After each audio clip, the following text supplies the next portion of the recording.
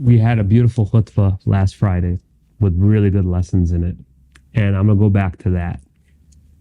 I think as humans, we make a lot of errors. And we always like to do this comparative thing, right? Because we get hell-bent on this way is right, that way is wrong. But Allah subhanahu wa ta'ala made Islam fluid, right? Even if you look at the early days of the Sahaba, radiallahu ta'ala anhum, none of them were perfect. Some of them even went against certain Islamic teachings, but it took time, like drinking alcohol, things like that. Because Allah subhanahu wa ta'ala and Rasulullah sallallahu alaihi wasallam understood that it took time to break out of bad habits, and your niyyah, your iman, everything grew and became better. I think if we stop being so judgmental, here's what I did overseas, here's what I know of, here's whatever, but look at it and give them the benefit of the doubt. That brother or sister is doing their best. We don't know what their internal struggles are. You don't know what my struggles are. I don't know what your struggles are. We only know what people share, right? Everybody has something. And alhamdulillah, we deal with those, right? Internally.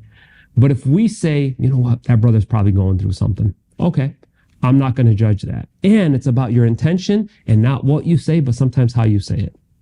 If I take you in private, take you to the side, give you a smile, and give you a piece of advice about something I saw that I assumed, or maybe I was like, there might be a better way. Do you mind if I share this with you? You say no, I move on. No harm, no foul.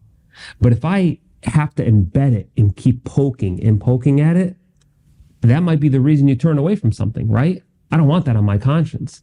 So I think if we're better with each other, right? Benefit of the doubt, and treat each other with the same humility and respect we would want somebody to treat us, it's a beautiful thing.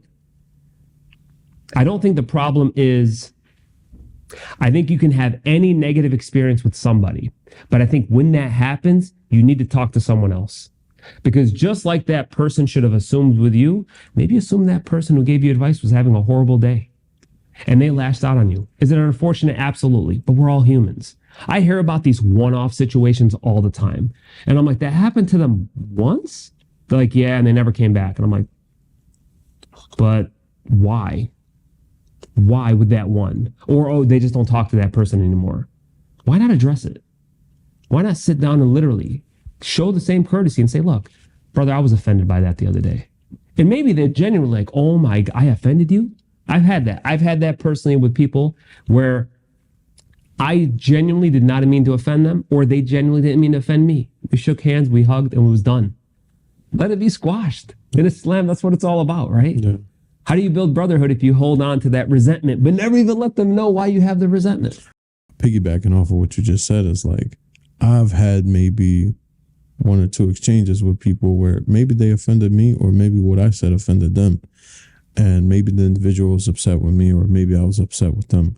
But when I see them in the masjid, I can't not say it, Assalamu alaikum, and then just let it go. Because that's the way of the Prophet sallallahu alaihi wasallam.